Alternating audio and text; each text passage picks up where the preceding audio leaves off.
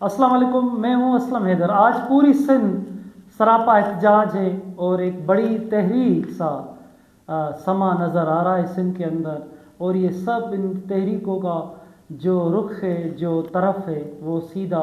Sindh Punjab border की तरफ जा रहा है। वकलाओं की तरफ से एक बड़ा मार्च 17 अप्रैल को कराची से निकलेगा। इस पर आज हम बात करते हैं। सिंध पंजाब बॉर्डर तो बंद हो जाएगा, लेकिन इस मामले में लाजमी है जब जो वो लोग थे जो कह रहे थे कि केनालों की उन्होंने मंजूरी दी और उसके वो हामी थे, तो जब उन्होंने भी कहना शुरू कर दिया कि केनाल नामंजूर, केनाल सिंधु पे नामंजूर न खपे, और सिंध के लोगों का आवाज़ तो था ही, सारी सिंध रोडों पर थी। शादियों में आखिर में वहाँ पर भी कभी भी ऐसा समा नहीं देखा गया सिंध में कि शादियों में वो जो सहरे और गाने और लाडे होते थे वो उनकी जगह पर वो केनाल नामंजूर के नारे लग रहे। ऐसी अब जब सूरत हाल बन गई थी, पूरी सिंध रोडों पर थी, और हुकूमत की जानिब से भी जब उनके भी कारकुनान सब नारे लगाने शुरू कर दिए कि केनाल नामंजूर, तो सियासत तो इसमें ज़रूर कूद पड़ी। लेकिन सियासत से हटकर अगर हम बात करें कि इसका मजमूई तौर पर जो फ़ायदा हो रहा है वो सिंध के आम लोगों को होगा, क्योंकि केनाल जब नहीं बन रहे और केनालों का फ़ैसला वापस बाज़ाब्ता तौर पर लिया जाएगा तो सिंध के लोगों को इससे बहुत सारा फ़ायदा, क्योंकि सिंध सारी तबाह हो रही है केनालों की वजह से। अगर केनाल बन जाते थे तो हम आज बात करेंगे। एक तो सियासत कैसे आ गई है केनालों के इशू पर। लाजमी है आम इलेक्शन में सियासी जमायतों को जाना है, वकलाओं की जो तंजीमें हैं उनको आम उनकी अपनी इलेक्शंस में जाना है। तो अब ये आज हम बात करेंगे कि एक जो ग्रुप है, एक बड़ा ग्रुप जो आमिर वड़ाइच की सरबराही में और यहाँ कराची से निकलेगा, अतर अब्बास सोलंकी और दूसरे जितने भी वकला हैं वो पूरी सिंध में से इसमें शरीक होंगे। ये कराची से काफ़िला 17 को ये जुमेरात के दिन यहाँ से निकलेगा। और कल इस हवाले से आमिर नवाज़ वड़ाइच और उनके जो वकला हैं वो कराची बार में एक प्रेस कॉन्फ्रेंस करेंगे और उसका अपना पूरा शेड्यूल उनको बताएंगे कि वो कैसे हैदराबाद से वकला खैरपुर, नवाबशाह, नौशर फरोज़, खैर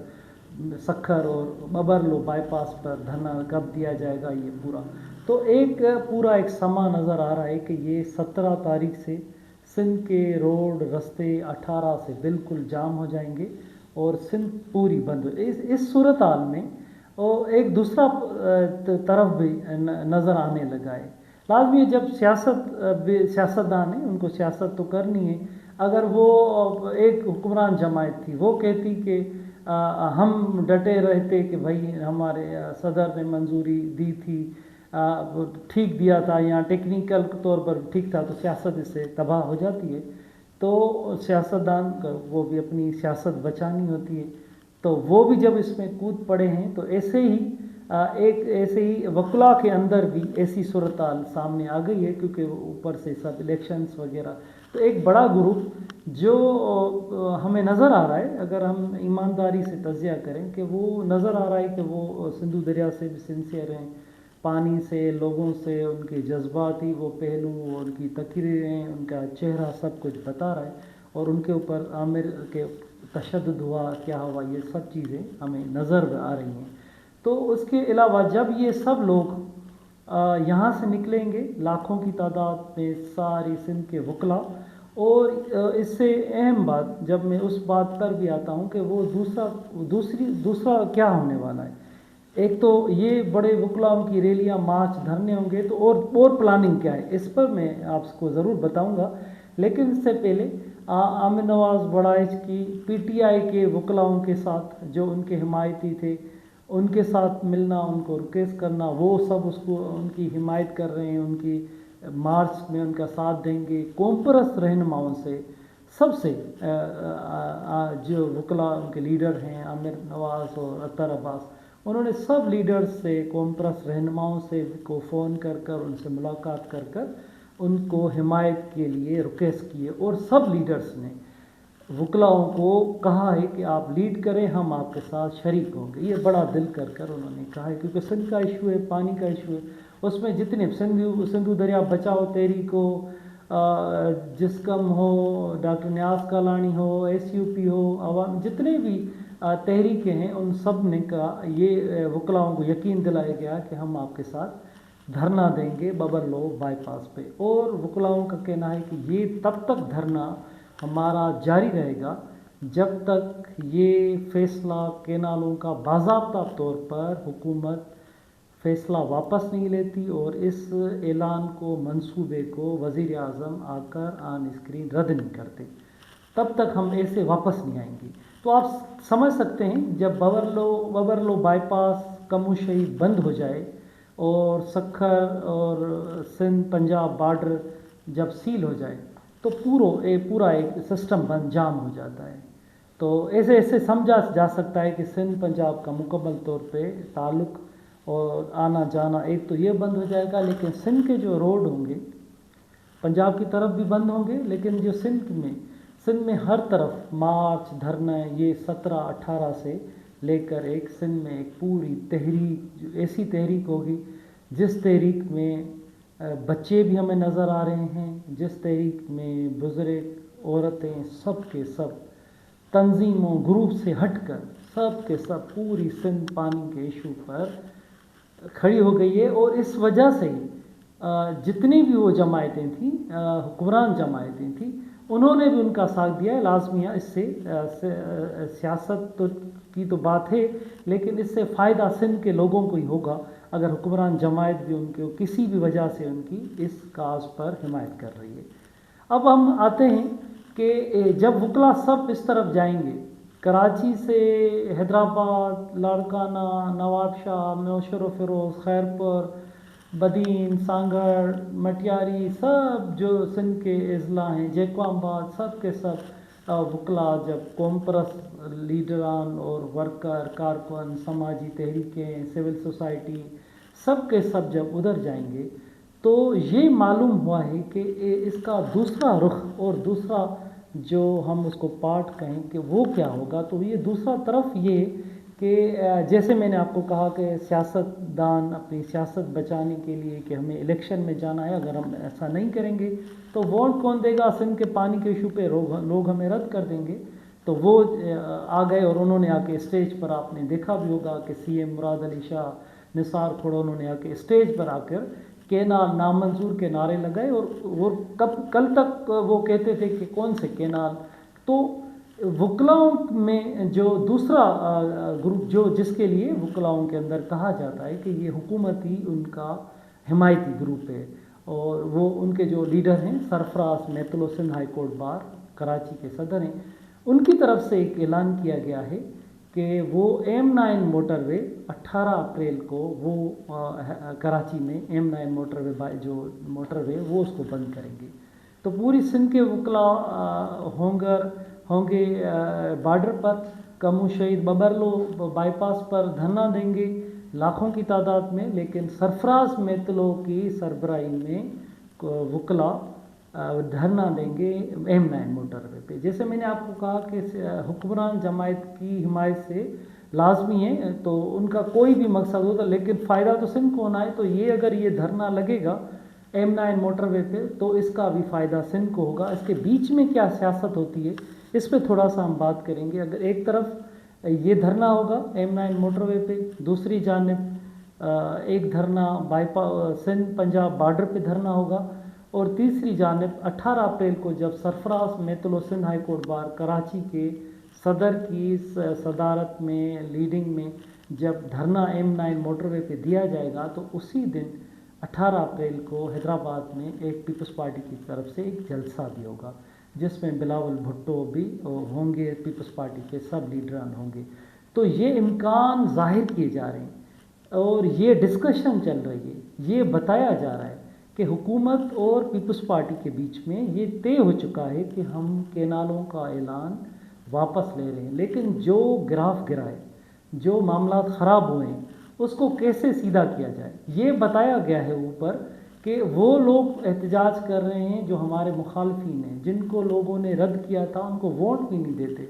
तो वो आप इस फैसले की वजह से वो भी मुखालफत कर रहे हैं, तो हमारा इमेज डाउन हुआ है। तो इस पर ये ज़राए कहते हैं कि ये ऊपर की सतह पर एक प्लानिंग और एक मीटिंग हुई है जिसमें ये कहा गया है कि वो कोई ऐसा प्लान, कोई ऐसा ऐलान मतवक़्क़ो है, इम्कान है, जिससे जो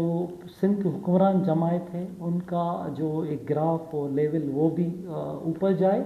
और वो सुरखरू भी, हम ऐसे सीधे लफ्ज़ों में कहें कि वो सुरखरू भी लोगों के पास हो जाएं कि भाई इनके जलसे और वकलाओं की धरने की वजह से हुक्मरान जमायत ने, वज़ीर आज़म ने आकर ऐलान किया, उनसे रब्ता किया। अगर ऐसा भी होता है जो कहा जा रहा है वकलाओं की जानिब से कि भाई हम तो इस तरफ जा रहे हैं और वो M9 पे जा रहे हैं, और वकला दूसरे,